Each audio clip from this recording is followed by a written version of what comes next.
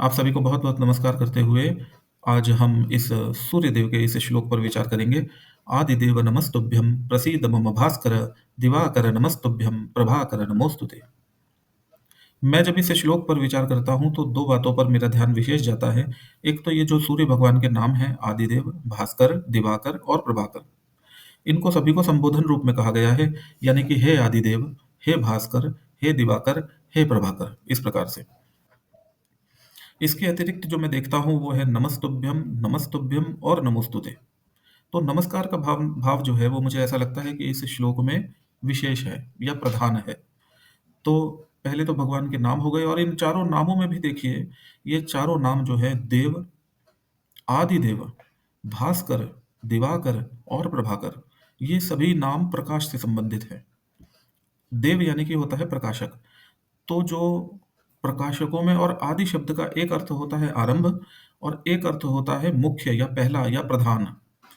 तो जो प्रकाशकों में प्रधान है, जो देवों में प्रथम है, वो आदिदेव है और जगत को प्रकाशित करने वालों में सूर्यदेव से बढ़कर कौन है?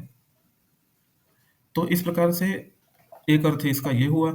दूसरा ये हुआ कि जितने भी देव हैं उनमें से जो पहला है वो सूर्यदेव है और इस प्रकार से सूर्यदेव को नमस्कार करते हुए हम कहीं न कहीं उस परमात्मा को नमस्कार करते हैं। तो साकार रूप से निराकार का जो पूजन है वो इस नाम के माध्यम से होता मुझे दिखाई देता है। नमस्तुभ्यम यानी कि नमस्तुभ्यम यानी आपको नमस्कार है। हे आदिदेव आपको नमस्कार है। आप मुझ पर प्रसन्न होइए, प्रसीद।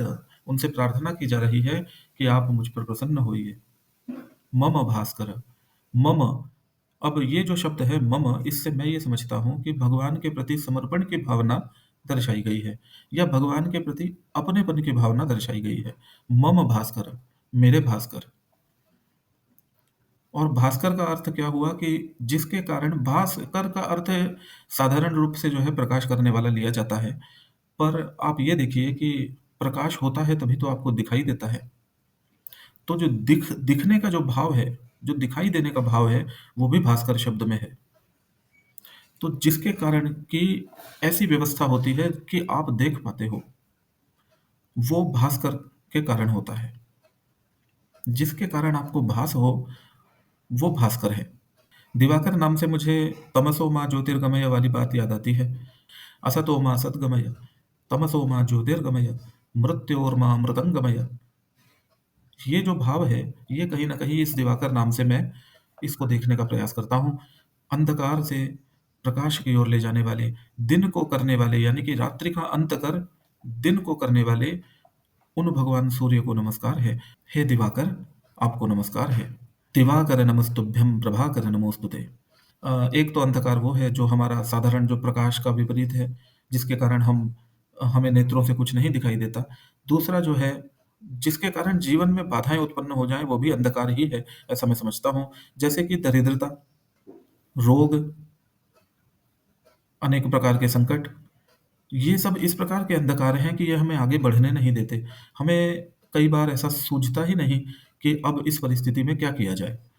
और जब तक ये संकट पार नहीं होते, तब तक वो प्रकाश आता ही नहीं कि हमारा भला किसमें है, हमारा बुरा किसमें है।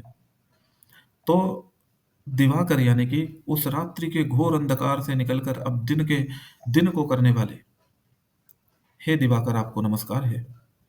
प्रभाकर नमोस्तुते, प्रभाकर नमोस्तुते। सूर्य जो है वो सत्य का भी प्रतीक है। और मैं ऐसा समझता हूँ कि प्रभाकर का एक साधारण अर्थ तो जो हमने अभी तक देखा कि एक तो नेत्रों से दिखने वाला जो प्रकाश है, वो भगवान सूर्य करते हैं। एक जो जीवन में सत्य क्या है और असत्य क्या है, इसके भेद को समझ पाने वाला जो प्रकाश करने वाले हैं, वो भी भगवान सूर्य हैं। तो हे प्रभाकर, आपको नमस्कार है। तो इस प्रकार से हमने इस श्लोक पर विचार करने का प्रयास किया। हो सकता है मैं जिस प्रकार से विचार करता हूँ, आप किसी अन्य प्रकार से विचार करते हो, आपके विचार इससे कुछ भिन्न हो। शीघ्र ही अन्य किसी श्लोक के साथ आपसे पुनः भेंट होगी। तब तक के लिए नमस्कार।